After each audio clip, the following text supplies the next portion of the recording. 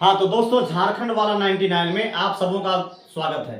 दोस्तों, इस चैनल के माध्यम से आज मैं डिस्कस करूंगा रदरफोर्ड एटॉमिक मॉडल। इसके पहले मैंने डिस्कस किया है Dalton theory and Thomson atomic model. तो आप देख सकते हैं ये झारखंड सहायक आचार्य 6 to 8 के लिए बहुत इंपॉर्टेंट भी है। तो देखिए, रदरफोर्ड एटॉमिक मॉडल क्या है। रदरफोर्ड एटॉमिक मॉडल बता दो दोस्तों, ये स्टूडेंट हैं किनके स्टूडेंट हैं? तो थॉमसन के स्टूडेंट हैं। अब देखिए, रदरफोर्ड का जो एटॉमिक स्ट्रक्चर था ये किस पर बेस्ड है? अल्फा रे स्कैटरिंग एक्सपेरिमेंट। तो अल्फा रे स्कैटरिंग एक्सपेरिमेंट पर बेस्ड है रदरफोर्ड एटॉमिक मॉडल। और इस एक्सपेरिमेंट को करने के लिए इसमें दो और साइंटिस्ट हैं जिनका नाम है एच गीगर और ए मार्सडन। दो साइंटिस्ट हैं और ये दोनों रदरफोर्ड के स्टूडेंट थे। तो ऐसा माना जाता है, कहीं कहीं पे लिखा रहता है experiment alpha experiment of H Geiger and A Marsden. लेकिन ये जो एक्सपेरिमेंट हुआ ये किनके मार्गदर्शन में हुआ? रदरफोर्ड के मार्गदर्शन में हुआ। तो ये तीनों का एक्सपेरिमेंट था। अब देखिए, जो रदरफोर्ड एक्सपेरिमेंट हुआ ये कब हुआ? 1911 में, 1911 में किया गया।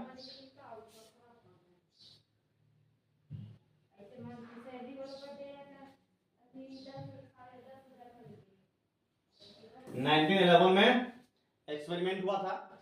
अब एक्सपेरिमेंट में क्या क्या हुआ देखिए। इस एक्सपेरिमेंट को करने के लिए क्या क्या करना पड़ा?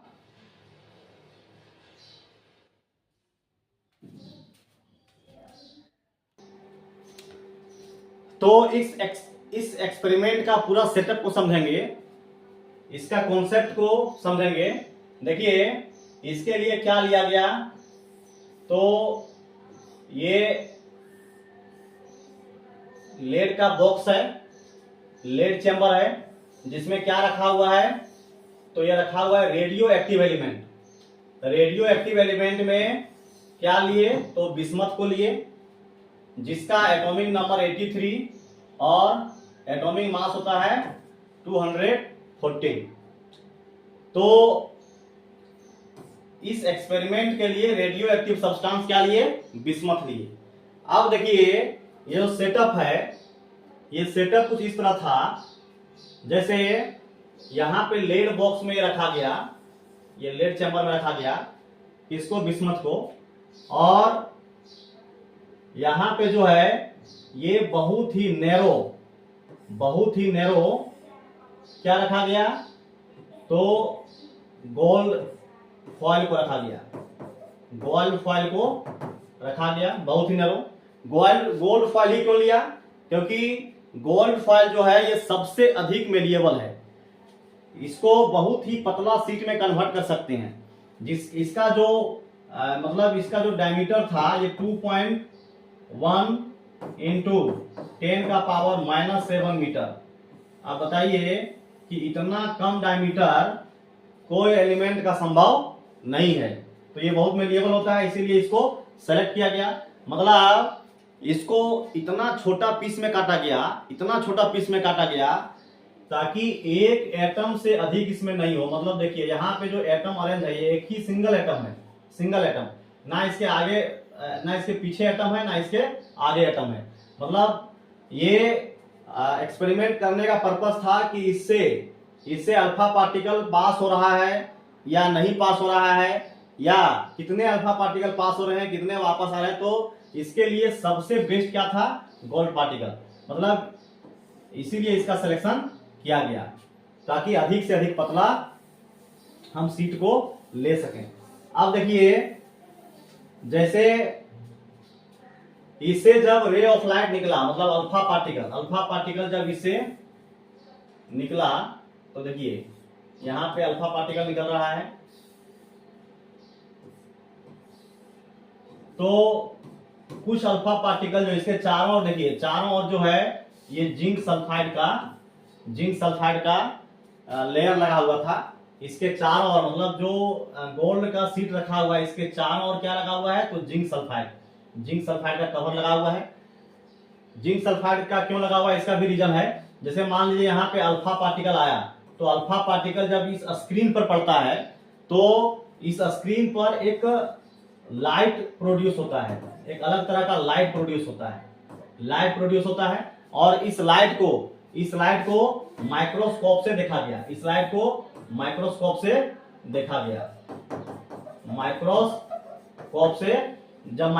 देखा गया, तो यहाँ पे जो अल्फा पार्टिकल आ रहे थे, अल्फा पार्टिकल इससे पास होकर स्ट्राइक इस पर हो रहा था, इस पर जिंक सल्फाइड सरफेस पर, तो यहाँ पे जो है वो एक अलग तरह का लाइट प्रोड्यूस हो रहा था और उस लाइट को देखा जा सकता था।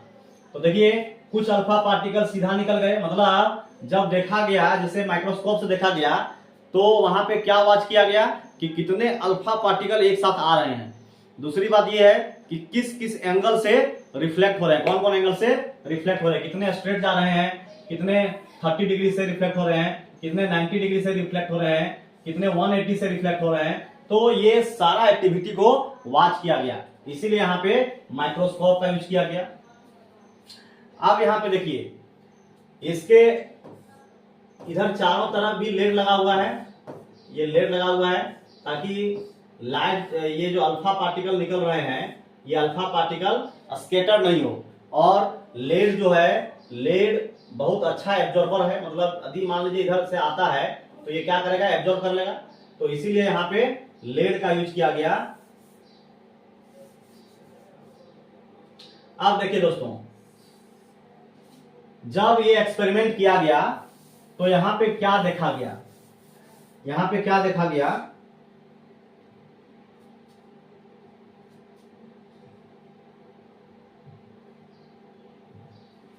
यहां पे देखा गया कि बहुत सारे जो पार्टिकल थे,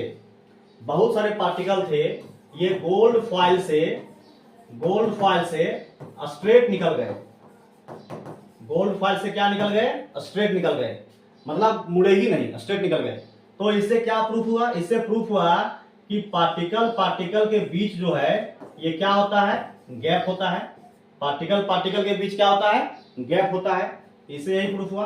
कुछ ऐसे पार्टिकल थे जो कुछ एंगल से डिफ्लेक्ट हुए, मान लीजिए 30 डिग्री से डिफ्लेक्ट हुए, 1 डिग्री से हुए, 10 डिग्री से हुए, मतलब कुछ ना कुछ एंगल से क्या हुए, डिफ्लेक्ट हुए।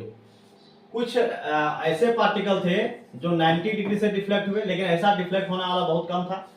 और एक ऐसा पार्टिकल देखा गया जो 0 डिग्री से डिफ्लेक्ट हुए। 0 डिग्री मतलब कुछ एक ऐसा पार्टिकल था जो 180 डिग्री से डिफ्लेक्ट हुए। 180 का मतलब क्या हुआ, देखिए 180 का मतलब हुआ कि जिस पाथ में, मान लीजिए, और 180 से कौन डिफ्लेक्ट हुआ, तो 180 से डिफ्लेक्ट हुआ, मान लीजिए यहाँ पे बिस्मथ रखा हुआ है और ये गोल्ड का फॉइल है, जिंक सल्फाइड का लेयर है। अब देखिए एक ऐसा पार्टिकल था जो सेम पाथ में लौट आया, तो ये माना गया कि यदि अल्फा पार्टिकल न्यूक्लियस के पास जाता है तो न्यूक्लियस में क्या है, पॉजिटिव चार्ज है।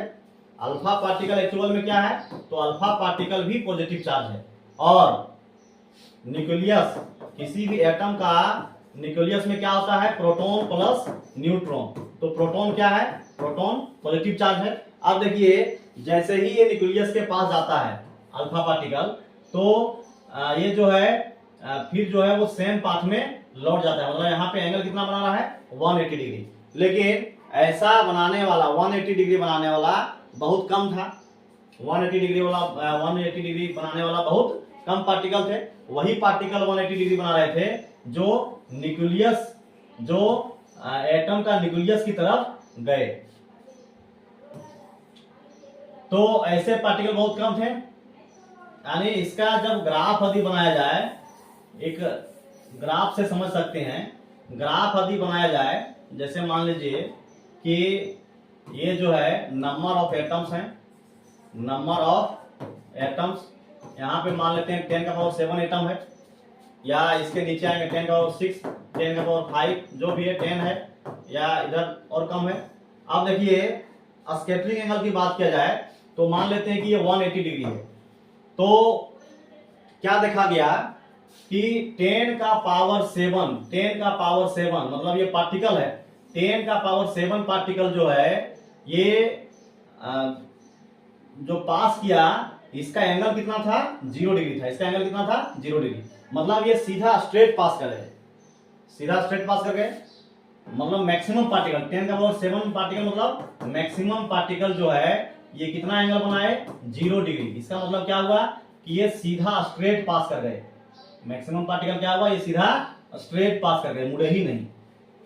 तो इसका ग्राफ कुछ इस तरह से दिखाया गया है, देखिए इस तरह से ग्राफ है। तो यहाँ पे आप देख सकते हैं 10 का पावर 7 ये कितना एंगल बना रहा है 0 डिग्री। अब देखिए जो 180 डिग्री एंगल बनाने वाला है, तो 180 डिग्री एंगल बनाने वाला जो पार्टिकल है ये लगभग बहुत कम है, 1-2 है। मतलब वही 180 बनाएगा जो न्यूक्लियस एटम का न्यूक्लियस की तरफ जाएगा, और न्यूक्लियस की तरफ जब जाएगा तो न्यूक्लियस से वो पार नहीं जा सकता है, क्योंकि न्यूक्लियस में भी पॉजिटिव चार्ज और अल्फा पार्टिकल भी क्या है पॉजिटिव चार्ज, तो वो क्या होगा लौट जाएगा। तो ऐसे पार्टिकल बहुत कम देखे गए। अल्फा पार्टिकल को कहा गया है हीलियम एटम। क्यों कहा गया है अल्फा पार्टिकल को क्या कहा गया हीलियम एटम? क्यों कहा गया है? क्योंकि हीलियम का एटॉमिक नंबर कितना होता है 2 होता है, और एटॉमिक मास कितना होता है, तो 4 होता है। और अल्फा पार्टिकल के साथ भी वही है, अल्फा का एटॉमिक मास कितना होता है 4 होता है, और एटॉमिक नंबर 2 होता है। तो इसीलिए इसको क्या कहा गया है हीलियम का एटम कहा गया है। अब देखिए तो ये हो गए अल्फा रे स्कैटरिंग के बारे में ये सारी बातें हो गई। अब देखिए ये एक्सपेरिमेंट करने से बहुत सारा कंक्लूजन निकले, मतलब जब एक्सपेरिमेंट किए तो इससे बहुत सारा कॉन्सेप्ट जो है सामने आया। जैसे ये देखा गया कि मैक्सिमम पार्टिकल जो है वो स्ट्रेट पास हो गए। स्ट्रेट पास होने का कारण, इसका कारण क्या बताए? इसका कारण बताए रदरफोर्ड कि एटम के बीच स्पेस होता है। बहुत कम पार्टिकल ऐसे थे जो 180 डिग्री एंगल बनाए। तो इसका क्या रीजन बताए? इसका रीजन बताया कि कोई भी एटम का न्यूक्लियस में क्या होता है पॉजिटिव चार्ज। किसी भी एटम का न्यूक्लियस में क्या होता है पॉजिटिव चार्ज। तो अल्फा पार्टिकल जब न्यूक्लियस की तरफ जाता है तो ये फिर इसका काइनेटिक एनर्जी यहाँ पे क्या हो जाएगा 0। क्यों हो जाएगा? क्योंकि यहाँ पे रिपल्सन होगा। अल्फा पार्टिकल भी क्या है पॉजिटिव चार्ज है, और न्यूक्लियस में प्रोटॉन है, तो यहाँ भी क्या है पॉजिटिव चार्ज है। तो पॉजिटिव के बीच क्या होगा रिपल्सन होगा। तो अल्फा पार्टिकल न्यूक्लियस के अंदर नहीं आ पाएगा, ये फिर क्या होगा सेम पाथ में लौट जाएगा। तो इसका कारण ये बताए। और भी बहुत सारा देखा गया। इसमें क्या देखा गया? तो जो अलग अलग पार्टिकल्स हैं, अलग अलग जो एलिमेंट के पार्टिकल्स हैं, अलग अलग एलिमेंट्स के पार्टिकल्स हैं, उसमें जो स्कैटरिंग हो रहा था ये अलग अलग एंगल से हो रहा था। मतलब यदि अलग अलग एलिमेंट के पार्टिकल हैं तो स्कैटरिंग का एंगल भी क्या होगा डिफरेंट होगा। तो इससे क्या प्रूफ हुआ? इससे प्रूफ हुआ कि न्यूक्लियस में प्रोटॉन का जो संख्या होता है, नंबर ऑफ प्रोटॉन, ये सभी एलिमेंट में अलग अलग होता है। तो ये सब कंक्लूजन सामने आया रदरफोर्ड एक्सपेरिमेंट से।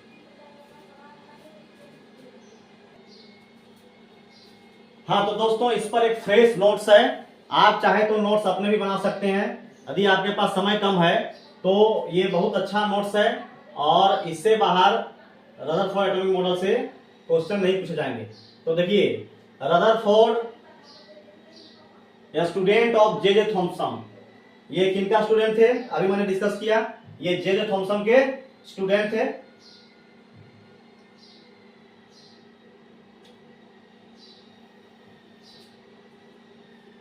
Thompson modified the atomic structure with the discovery of another subatomic particle called nucleus. देखिए सबसे पहले न्यूक्लियस के बारे में कौन डिस्कस किए, तो Rutherford. His atomic model is based on the alpha ray scattering experiment।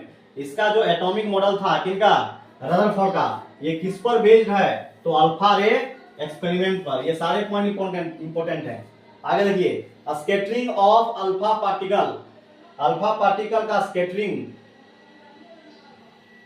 तो इसमें दो और साइंटिस्ट हैं, कौन कौन है, एच गीगर और मार्सडन एक्सपेरिमेंट भी इसको कहा गया है, scattering of alpha particle. On the suggestion of Rutherford, his two associates H Geiger and E Marsden in 1911, देखिए ये कब हुआ, 1911 में, perform experiment on the scattering of alpha particle. ये अल्फा पार्टिकल पर एक्सपेरिमेंट किए। From this thin gold foil, मतलब किनके कहने पर किए, तो रदरफोर्ड के कहने पर किए। और ये किसका था, तो गोल्ड फॉइल था, गोल्ड फॉइल लिया गया। गोल्ड फॉइल लेने का कारण क्या है कि इसको मतलब अधिक से अधिक पतला हम कर सकते हैं, इसका सबसे अधिक मेलिएबल है, इसका मेलिबिलिटी अधिक होता है, इसीलिए गोल्ड को सिलेक्ट किया गया। And obtained an important insight in the structure of atom. अब देखिए, an alpha particle is the helium ion, its mass is nearly 4 times the mass of the proton. देखिए इसका मास जो होता है, ये प्रोटॉन के मास से कितना होता है, 4 टाइम्स होता है, और अल्फा पार्टिकल का भी मास जो है प्रोटॉन के कंपेयर में कितना है, 4 टाइम्स, इसीलिए इसको क्या कहा गया है, हीलियम आयन। एक्सपेरिमेंटल अरेंजमेंट, देखिए एक्सपेरिमेंट करने के लिए क्या क्या अरेंजमेंट किया गया, तो ये radio active source of alpha particle, एक रेडियो एक्टिव सोर्स लिया गया, ये क्या था, तो बिस्मथ था, जिसका एटॉमिक नंबर क्या है, तो 83 है, और एटॉमिक मास क्या है, 214 है। ये सवाल रखेंगे। आगे देखिए, in thin lead block provided with a narrow opening, the alpha particle from this source collimated into a narrow beam through a narrow slit. देखिए तो वही सब डिस्कस किया गया है जो अभी मैंने बताया। यहाँ पे क्या लिया गया, तो लेड का एक चैम्बर लिया गया, इसमें क्या रखा गया, बिस्मथ रखा गया। ये क्या है, तो रेडियो एक्टिव एलिमेंट है। अब देखिए इधर भी लेड लगाया गया, इधर भी लेड का स्लिट लगाया गया। क्यों लगाया गया, ताकि ये इससे जो रेडिएशन निकलेगा, रेडिएशन इधर उधर फैले नहीं, ये रेडिएशन इधर उधर फैले नहीं, ये सीधा स्ट्रेट चल जाए। और यहाँ पे क्या रखा गया, तो गोल्ड का थिन फॉइल को रखा गया, गोल्ड का थिन फॉइल लिया गया, और इसके चारों तरफ क्या है, तो जिंक सल्फाइड का लेयर है। तो ये सब एक्सपेरिमेंट के लिए ये सारे मटेरियल्स को लिया गया। अब देखिए इसका जो थिकनेस है किसका, गोल्ड फॉइल का, तो गोल्ड फॉइल का थिकनेस क्या है, 2.1 10 का power -7 metre.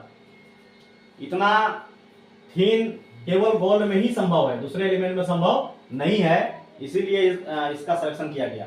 Different directions are observe with the help of rotatable detector which consist of zinc sulphide. तो जिंक सल्फाइड का स्क्रीन था, और माइक्रोस्कोप भी यहाँ लिया गया, ताकि किस एंगल से स्कैटरिंग हो रहा है, कितने पार्टिकल कौन कौन से एंगल से स्कैटरिंग हो रहे हैं, ये सारा वॉच किया जाए। तो ये सब था। अब देखिए क्या ऑब्जर्व किया गया, तो एज शोन इन फिगर, जैसा अभी मैंने पहले बताया, ये graph is drawn between the scattering. देखिए यहां पे ग्राफ दिखाया गया है,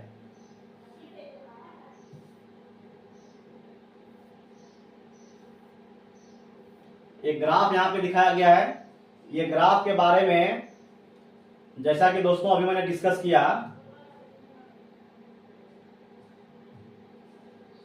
देखिए जैसे 10 का पावर 7 एटम, 10 का पावर 7 एटम मतलब ये मैक्सिमम एटम है। जब ये एक्सपेरिमेंट किया गया तो माइक्रोस्कोप से देखा गया कि मैक्सिमम जो एटम थे, सॉरी मैक्सिमम जो अल्फा पार्टिकल थे ये 0 डिग्री से पास कर गए, 0 डिग्री से पास कर गए। मतलब इसका ग्राफ कुछ ऐसे बनेगा, ग्राफ कुछ ऐसे बनेगा।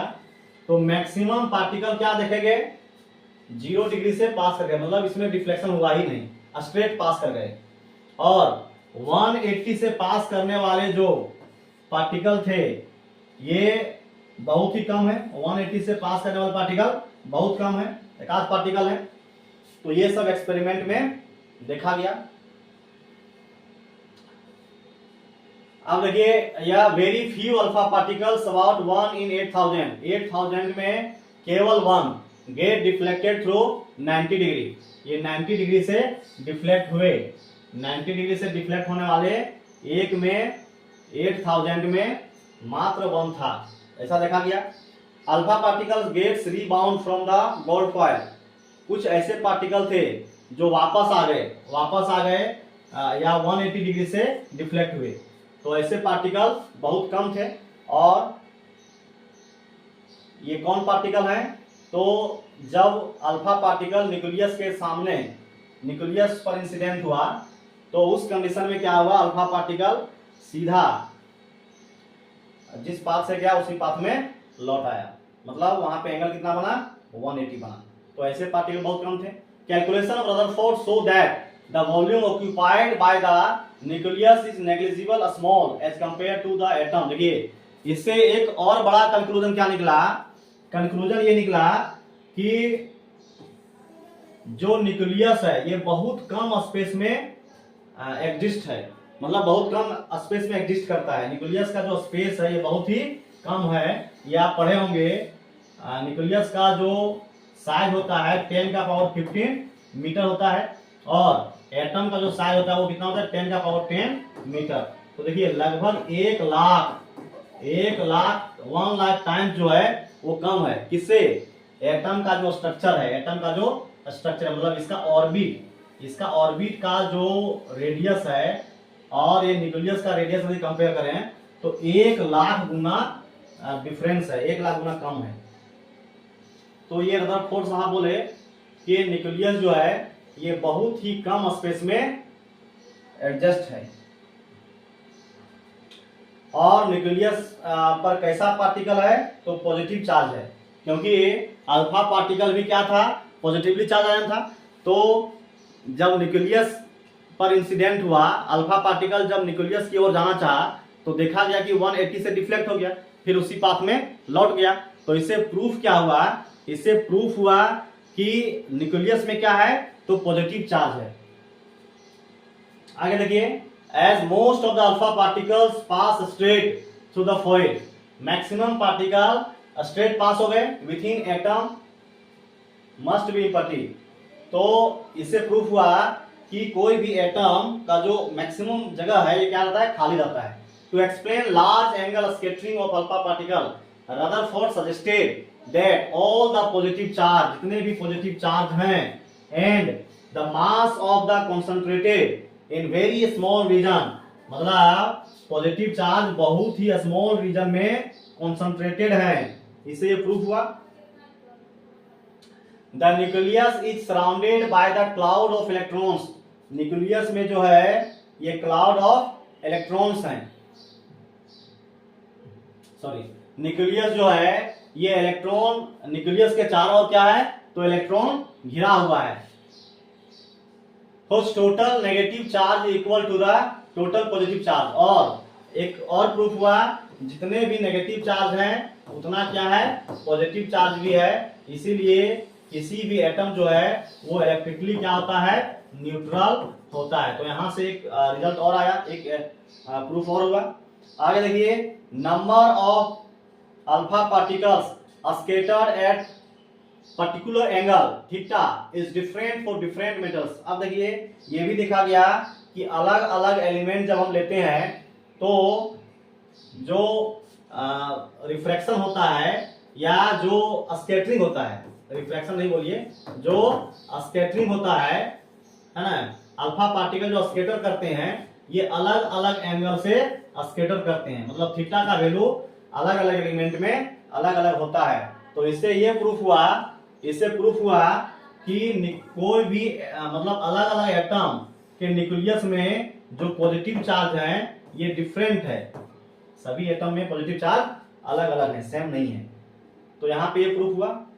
रिजल्ट क्या आया देखिए, रिजल्ट क्या आया, most of the alpha particles pass, ये तो हो गया।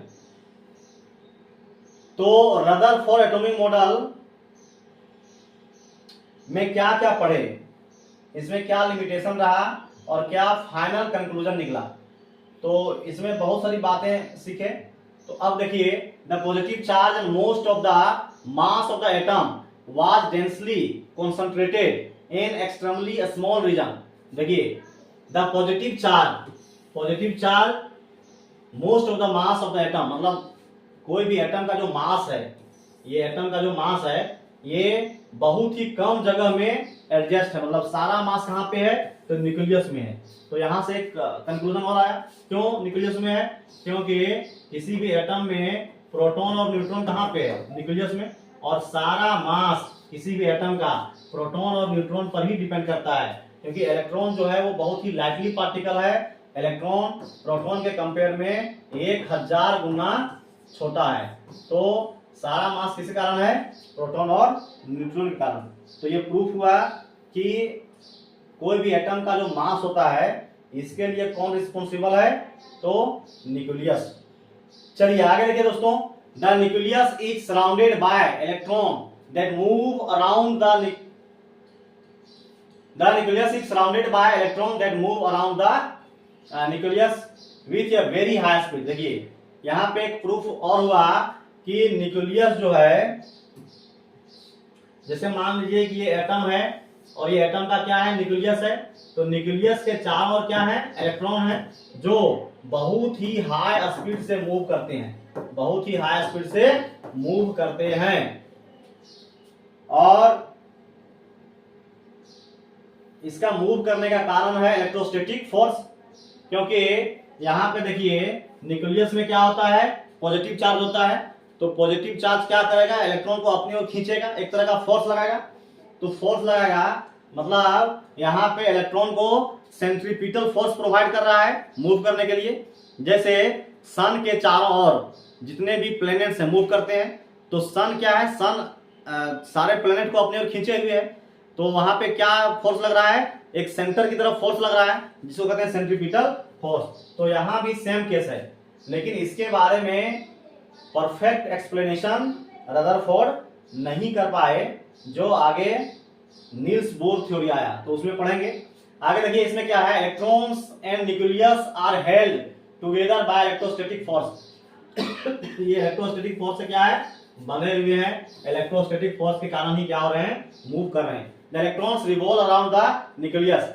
अब देखिए इलेक्ट्रॉन जो है वो न्यूक्लियस के चारों ओर क्या करता है, मूव करता है इन वेरियस ऑर्बिट, अलग अलग ऑर्बिट में, just as planet revolve around the sun, जैसे सन के चारों ओर मूव करते हैं planet. The centripetal force of attraction, तो यहाँ पे क्या लगेगा, सेंट्रीपिटल फोर्स ऑफ अट्रैक्शन लगेगा for their revolution is provided by the electrostatic attraction between the electrons and nucleus। देखिए यहाँ पे इलेक्ट्रॉन और न्यूक्लियस के बीच क्या होगा, सेंट्रीपिटल फोर्स लगेगा, एक तरह का अट्रैक्शन फोर्स लगेगा।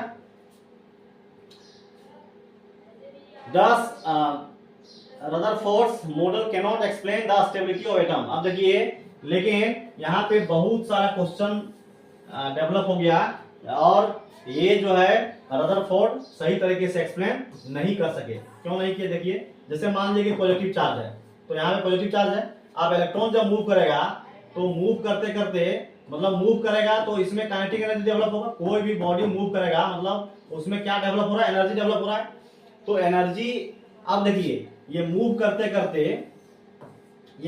करते जो है ये धीरे धीरे क्या होता है, न्यूक्लियस में गिर जाना चाहिए, जबकि ऐसा होता नहीं है, ये हमेशा अपने ऑर्बिट में मूव करते रहता है। हाँ, एक ऑर्बिट से दूसरे ऑर्बिट में चेंज होता है, higher energy to lower energy, तो इसके बारे में पढ़ेंगे नील्स बोर थ्योरी में।